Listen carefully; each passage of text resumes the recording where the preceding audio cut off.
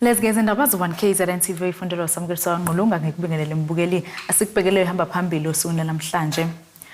Kukhuthazwa ukuthula okhethweni Kuntwela Ezansi kwelokubulawa kwasopolitiki kanti ke usizi luzwa olunye kongenamazisi. Kunxuswa kabaholi bezenkolo babakhulekele ukuthula nokubakeheleza umoya wobunye nokubambisana ke njengoba lelizwe libheke ukhethweni lukazwelonke lolwesifundazwe ngenyanga ezayo. Lokhu kuvele ngekathi abamaqembu ezombusazwe bephetha ke impela sonto Iphasika bekhonze emabandleni. Umengameli weqembu le-IFP uvele inkosini Hlabisa impela sonto Iphasika uyiphatheke ngokuthi ahlanganyele nabazalwane bebandla lamaluthela endaweni yakwaHlabisa. Yena nabanye ke babaholi bomphakathi bahambele leli bandla nokuyilapha bebedumisa khona. uHlabisa ke ube sekhuthaza abazalwane ukuba bakhuthale ukuba ke bayovota ngomhla zingama-29 bavoteleke iqembu okuyilona balibona ke kuyilo lizokwenza umehluko empilweni yabo. Ngomhla ka-29 ngivumelana ngokuphelele nomfowethu uMkhombo. Siyakuzwa nokukhuluma lapho ukuthi khona abathi makwe kwabayini okhethweni kuyofa abantu akho umuntu ozofa la. Ngomhla ka-29 abantu kufuneka bahambe bayovota mase bekhulumile bobe sebeqedile. Oyobe engangenanga kuyofuneka lalele izwi labantu ukuthi bathini. Oyobe ngenile kuyomele asebenzise igunya lokuthenjwa ngabantu ukuba benze umehluko. Ibandla ke sinxusa ukuba likhulekele izwe lakithi ukuthi noma ngabe ubani ofuna ukuba usikhwili siphambana nobhoko uNkulunkulu nje amthobise avumele ibandla ngoba abantu abaningi eningizimu neAfrika amakholwa. Avumele ibandla likaNkulunkulu likhethe uhulumeni ozobuyisela uNkulunkulu ngisho ezikoleni. Iqhube enkulumo yakhe uHlabisa unxusa abazalwane ukuba bakhulekele abaholi kuphinde ke kukhulekelwe nokhetho ukuze ke kube ukhetho oluza nenguquko. Thina nobaba uMkhombo nabo bonke abaholi ezingeni lezokuhola sike sihambe endleleni sekumnyama ungasaboni phambili. Cabanga ukuthi ke into oqala engayicela nje ukuthi niqhubeke njalo emkhulekweni ngoba siyazi ukuthi omama bethu ikakhulukazi bona abasikhulekelayo. Lolu ukhetho ke kumele kube khona uguquko ngalo. Itshe elithwele ngabantu bakithi bengasebenzi benezingane ezingama degrees kufuneka siligudluze ngomhla ka-29 May.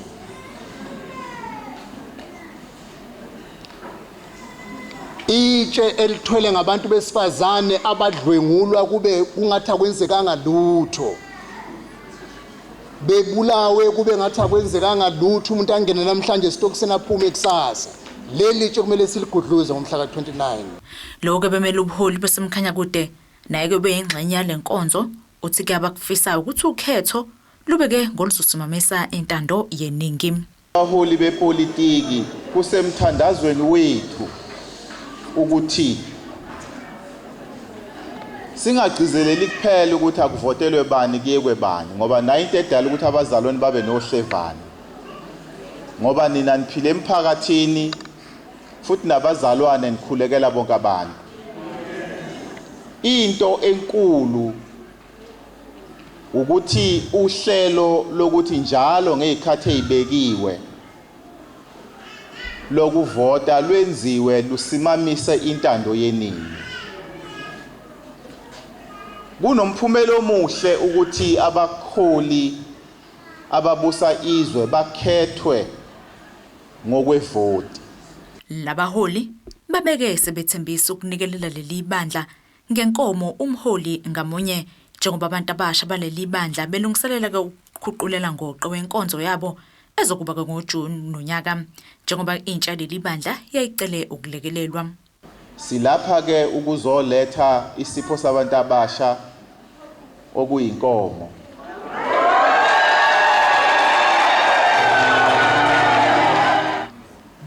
uma sekusondele usuku lomcimbi umhlangano wabantu abasha noma ngiyobe ngekho eduze niyohamba niye kumanqumalo ubusiyangena esibayeni uyofika ikhombe inkomo.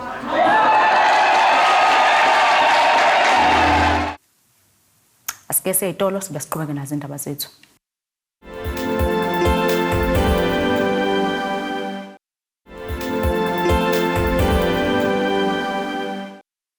Asikwamukele mbukeli bukele zona indaba ze1KZNTV nazi kuyihlokwane kuyizona ehamba phambili. Kukhuthazwa ukuthula okhethweni kontwela Ezansi kwelokubulawa kwasopolitiki kanti ke usizi luzwa olunye kongenamazisi.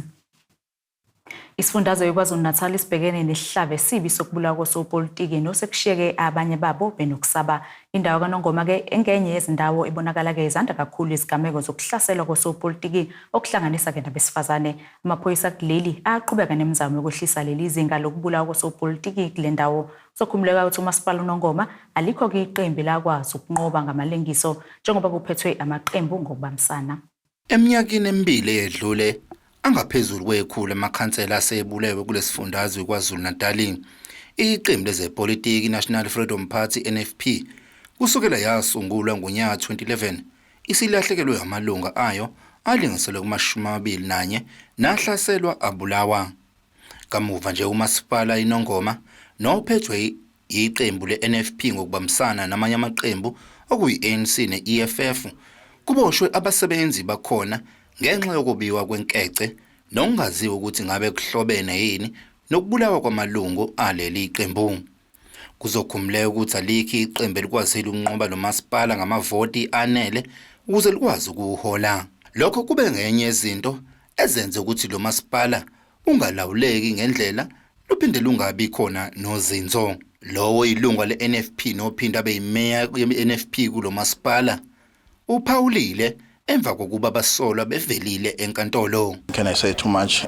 But as the team, as the municipality will go back and release the media statement, we'll sit down and arrange all the protocol that because the case is still proceeding, so we wait the proceeding and the application of bail, and we need to get some the Charter 9 so that we will have thing that shows to what is their charges that have charged, so that we from there we sit down as the municipality. After that, we'll release the media statement so that everyone can come and engage with us as a municipality. Nothing can say that now because the proceedings of the court are still on process. Yes, definitely we can't run in the municipality without having municipality manager as well as the CFO, because there is a lot of things that we're supposed to do as the municipality.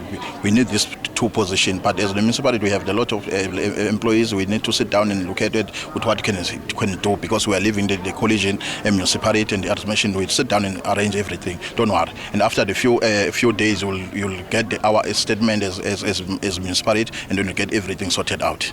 Usihlalo we-IFP nophinda buhlalo wenhlangano yomasipala esifundazweni KwaZulu-Natal iSalka umnumzana uThami Ntuli usigxeke kakhulu izigameko zokuhlaselwa kosopolitiki kulesifundazwe. Kanti indawo yakaNongoma enye izindawo ebhekene nesihlava sokuhlaselwa kosopolitiki.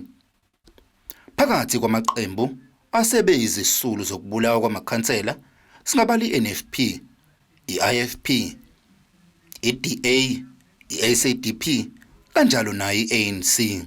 In the past 2 years, 167 councillors have been replaced due to death.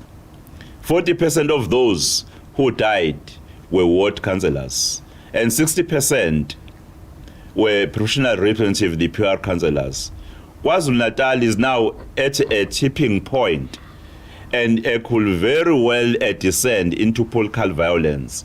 Iqembu likaKhongolose liyingxenye yombimbi lamaqembu aphethe lo masipala wakwaNongoma. Uhlalo waleli iqembu eZululand uSibusiso Mhlongo uncoma amaphoyisa asebenze ngokusikhandla ukubamba abasolwa nakuba kungakacaci ukuthi labasolwa baboshiwe abasebenza kwamasipala kwakaNongoma kungakube bahlobene yini nesigameko zokubulawa kosopolitiki. Umhlongo unxusa amaqembu ezepolitiki ukuba ehlise amaphaphu. African National Congress in our region, we are very much grateful to see such a reaction that has been done swiftly by SAPS in our region. But all what we are saying, Kubantu Bagit, is that it is towards general elections. And we wouldn't love to see these things happening. So, action yamaphoyisa ebe swift in terms of actually arresting these people. Though, as we are saying that allegation, there's no case as ngayibiza ukuthi prima facie case. So ke sithi ake qhubeke kubonakale ihlekisiwe ingenyanga ezayo, if I'm not mistaken. Kodwa sifuna abantu bonke bawo wonke ama-political parties behlise umoya, because kuze up to this far akekho umuntu oprove beyond reasonable doubt ukuthi ucommit i-suicide. Wes uma kukhulunywa ngento ye-corruption, but siyafisa ukuthi amaphoyisa athi go deeper, because maybe leyo information it will assist SAPS kanye wonke umuntu okhona ezulu lento ukuthi abone ukuthi ubani aba behind the bigger picture. Elinye lamaqembu eliyingxenye lomkhandlu NAPF enesihlalo esisodwa kulomasipala nephinde isebenzisane kakhulu neqembu le-IFP nayo iphawulile ngalezi igameko. Siqembu le-NAPF siyaxeka ngawo onke amagama angezwakala ukugxeka ukuthi uma kufanele kusetshenzelwe abantu ngokuhlanganyela bese mhlawumbe laba basuke benikezwe ithuba lokusebenza mabehlanganyele bese benganikezwa belwiswe. Siququzela ukuba abantu abanikezwe ithuba lokusebenzela abantu ababasebenzele bengaphazanyiswa ngabanye. Futhi ke kuyasihlaza thina abantu abamnyama noma abampisholo lokhu ukuthi siyothi uma singavumelani bese silalelana unyendle sibulalane sicekelane phansi, ngoba eminyakeni engama-30 savota sithola inkululeko. Yithi kuphela esithola inkululeko yokucekelana phansi nokubulalana. Awavuleke kamehlo, asingathi singenela ukhetho sinenhloso yokusebenzela abantu, sibalethela amanzi, sibalethela imigwaqo ehambekayo, sibakhulise kwezamabhizinisi, sibalimela abafuna ukulinyelwa, bese thina silitshalwa ukucekelana phansi. Onikwe ithuba lokuphatha akaphatha sebenze, ongenikezwanga lelo thuba ahoxe alinikeze ithuba liyeza ukhetho njalo emva kweminyaka emihlanu, empeleni emva kweminyaka emithathu kuba nokhetho. Ngakho ke siyayikhuza into yokuthi thina abantu sibulalane sibange amandla okuphatha ihlaya nehlazo kwezinye izizwe. Kodwa ke noma ngibanike oyingxenye yokutholakala ukuthi uyasoleka ngezinto engahambi kahle, akuphenyeke kahle, kungabi yinzondo yokuzondana, aphenyeke kahle makutholakala ukuthi ubufakazi buyaqondana nokuthi nebala khona lapha thinteka khona umthetho uthatha indlawo yawo. Ungqongqoshe wamaphoyisa kulelo ubheka icele ehambele enkantolo yakwaNongoma nalapho bekuvela khona abasolwa abahlanu. Uncome kakhulu igalelo lamaphoyisa kwanxusa ukuba kuqhubeke uphenyo nokuyilona oluzocacisa ukuthi ngakube labasolwa ababoshiwe bayathinteka yini ezigamekweni zokubulawa kosopolitiki kule ndawo.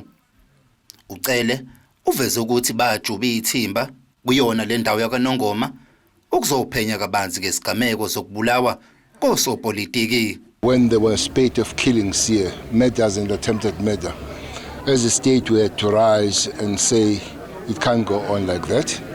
And we had a meeting with the administration and the councillors trying to find the facts and all that. The team was put, and the team has put us here. I know that investigations are going on, so we're not going to be linking people on things and all until investigations tell us what is the story. But we know that 7 people have been arrested before today. These are 5, there are 12 altogether. Whether that is linked, investigation will tell us what's going on. The interest is that the killing must stop, but also it must be found what happened to to those people that were killed, how they died and all that. So no preemptive statements until we know exactly what has happened. But we are very glad that police have done the good job up to this point. People are in court. It's quite a high-profile kind of people that we see in court at the level of working as a public representative, or as people working for public. So it's enough to wait what directions and where investigations are pointing us. It'd be very good for us to wait for investigation. The investigation, as we heard the prosecutor of the state saying that there are a lot of investigations that are going to be going on. Maybe we can't jump the gun at the present moment. Let's wait for those investigations. But the people lost their lives here in this municipality, and there are people that are arrested before this. There are these that are arrested, and we are waiting with interest to know what really happened. Again, let's wait. Undosi eqhubeka ekhuluma nabesindaba uthi kumele kuvele ubalwa ukuthi ngabe ubani ababulala osopolitiki njengoba kunesidumbe sezala laphansi nokungaziwa ukuthi ngakuba basolwa bangiziphi izinkalo. Well, as we've said, that the government cannot just fold their hands and see people getting eliminated and finished and all that. So the state of responsibility in many ways is to speak to the people as we did come. I don't know if you were here. We had a very big meeting here, and we all agreed in that particular meeting that it can't just go unabated, and the people responsible, national commissioner, provincial commissioner, together with their teams, they have done the work. Indeed, the killing has halted. We hope that that will be stopped completely. But those that have died will have to know how they died and who killed them. You can't just say that the killing has been halted and is enough. Somebody will have to come back and answer what really happened. So that's what the state must do. They must prevent, combat, investigate, and find the solutions. That's what we're trying to do. Esidabeni 1KZNTV kubikuThabani Maphumulo kwaNongoma. Siphinde futhi seyitolo sibe siqhubeke nazo indaba zethu.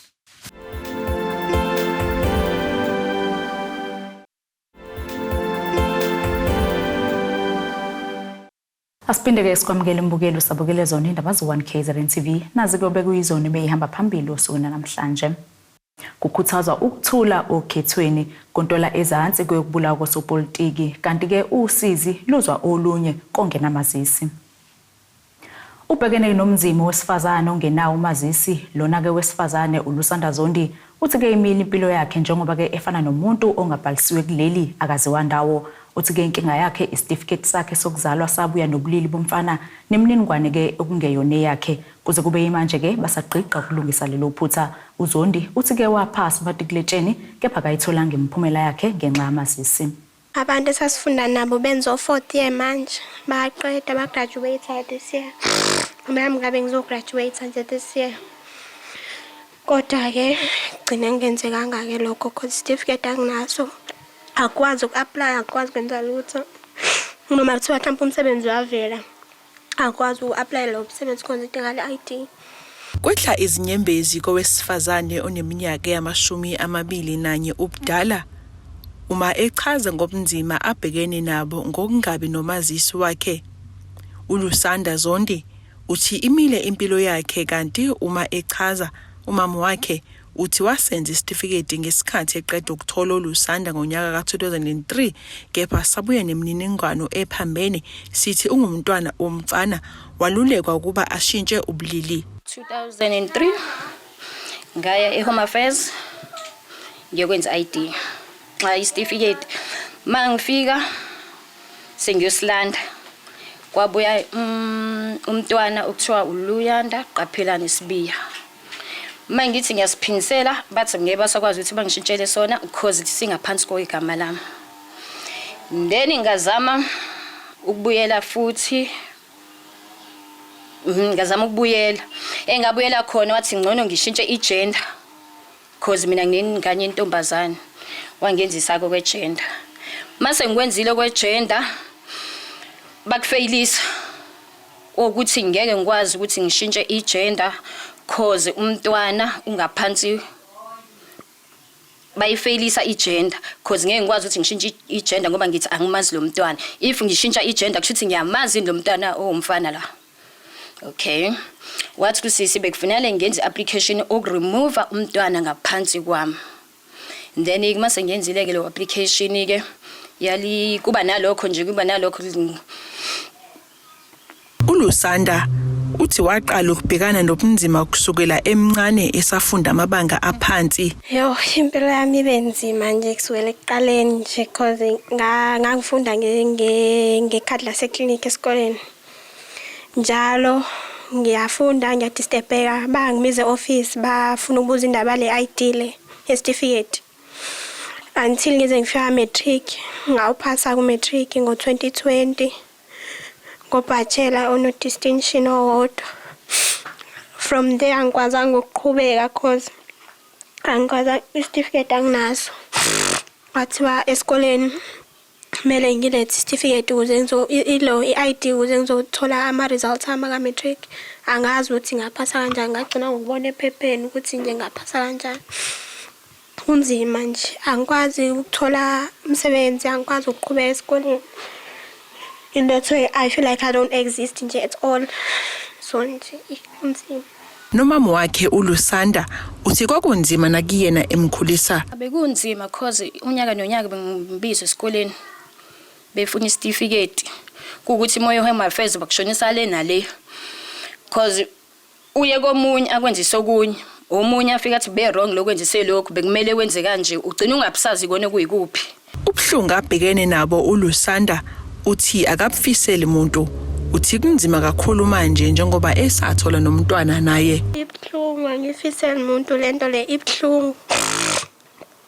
Awonje umuntu okusendele ukuthi khona ikhala zomsebenzi awukwazi uku-apply cause awuna ID.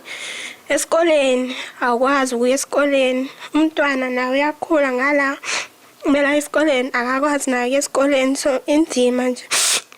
Esinye isikhathi ufisa ukuthi nje ngicela ngivene nje impilo yami ngizibulale nje manje khona umntwana ngeke ngikwazi ukwenza lokho. Uthi ubunzima bempilo yakhe sebuze behlela phezulu komntwana wakhe. Thelelekile kumntwana wami because una 3 years manje akatholi grant akakwazi ukuya crash uhleli nje la ekhaya. Sikwazile ukumcothomisa samfanga masingcwabisane ngekhadi lomgomo kuthiwa kube kuthiwa nje asikwazanga kube kuthiwa kwenzeka something emntwaneni bese ngesikwazi kwakumngcwaba yabo. So nje kunzima.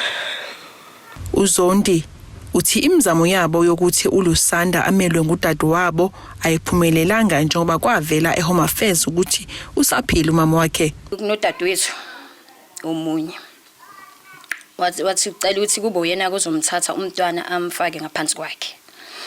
Bayenza ke leyo into ke. Cathi bahlala 2 years. Basanda ukwenza nje ama interview this year. Mase beyenza bayifeyila kwathiwa ngeke azakwazi ukuthi amshayele umntwana cause uma wengane usaphila. Uma wengane aka remove lo mntwana ongaphansi kwakhe. Kuze kube manje kumntwana ke wazoqeda umatric ana certificate analutho sezaba nengane. uLusanda uthi iHome Affairs ayibanga nezeluleko ezinhle ngesikhathi beqala uhlelo lokuba abhaliswe ngomama wakhe omncane. Bazamile Home Affairs ukusiza kodwa ngicathi iphutha abalenza umstake kubani ukuthi sikwazi thina sizama ngalendlela ukuthi siapply lo antwana. Kwakumele asitshele nje from the word go ukuthi cha angeke ilunge leyo nto cause ekugcineni useyavela umstake kubani omunye uyasitshela ukuthi lento kwangamele nenze ngayo kwasiqaleni cause izoclick ekugcineni iveza ukuthi uma ukhona nyoba kwavela ukuthi uma ukhona. Okusho ukuthi kombona kwangimele benze iprocess yokuremove lo mntwana emase siyakwazi ukuthi siapply certificate esisha njoba nje. uZondi uthi akukho okutheni akwenzile ukuthola usizo ngaphandle kokuqiqa kwaHome Affairs. Azikho 18 ngaphandle ukuthi kwaba udadewethu owazama ukuthi amenzele le interview ade beyenza this year isihlale 2 years. Kwa ukuthi no mayor sacela imayor yababuza ngeinterview bathi basawalindile ukwenza. Mani mayor? Thibola. Yeah. Cause yabiza uMr Ngubane wakhona e-Home Affairs. Ungqongqoshe wezokuthuthukisa kwemphakathi esifundazweni KwaZulu-Natal uNonhlanhla Khoza uthi bakhathazekile ngabantu abangenabo omazisi ngoba umnyango wabo usebenza ngabo ukuze bathole izinsiza ezifanele njengesibonelelo sikahulumeni. We are very much concerned about abantu abangenawo ama-IDs. Sine concern kakhulu abantu abangenawo ama-IDs kufanele bathole the benefits from our government. Government wethu ke ulula isandla kakhulu. Siyazi ukuthi kunama grants angafani atholakalayo. Kodwa atholakala ama grants ngoba unayo unga provide i-ID yakho. Isifiso sikaLusanda ukuthola isitifiketi sakhe sokuzalwa kanye nomazisi ukuze impilo yakhe izokwazi ukuqhubekela phambili. Thola isitifiketi nje ukuze ngikwazi ukuthola i-ID nami ngikwazi ukuqhubeka nempilo. Ngitholele nomntwana naye akwazi ukuya esikoleni. Because next year mele ayoqala esikoleni akana certificate akanalutho angeke bakwazi ukumthatha esikoleni. Uthintwa uHome Affairs ngalolu daba uphendulile kumyalezo othunyelelwe yona wacela imininingwane efanele wathi udaba seliyaphenywa ekomkhulu waleli hovisi imphumela ingalindeleka ekupheleni kwaloleli viki. Ezindabeni ze1KZNTV ngu-Ayanda Dube, Kwampumuza, Mgungundlovu. Ake sibheke engosini yezemidlalo. Kunongabazane-ke ngekusasa likaSiya Kolisi njengokapteni wamabhokobhoko kulandeleka ukushiwa inhloko entsha yabaqeqeshi kuleli qembu lesizwe uResi Erasmus. Ngesikhathi uErasmus ekhuluma esithangamini nabezindaba mva nje eKapa ukucacisela ukuthi inkontileka kaKolisi neqembu lakhe laseFrance Racing 92 ayimvimbi ukuqhubeka nokudlalela amabhokobhoko futhi ke usazoqhubeka abizwe kodwa ke isikhundla sakhe sizobuyekezwa. Lo mqeqeshi uthi ke kunabadlali abaningi abasayineka isigodleka namaqembu ababakeleke imbandela yokuthi ke bazoyeka ukudlalela iqembu lesizwe kodwa uKolisi akekho kulaba okuyizikomba zokuthi ke usazimisele nokudlalela kodwa ke wathi ngeke aze akuqinisekise lokho. Bukelekeze yagoqobe sikuphathele zona usuku namhlanje mina nawe sihlangane kusasa futhi ke ngasisikhathi esifanayo nisale kahle. Abethuli bethu bezindaba baxhaswe iTulis Bayview Bridal. Ungabashayela kulezi zinombolo ezivelile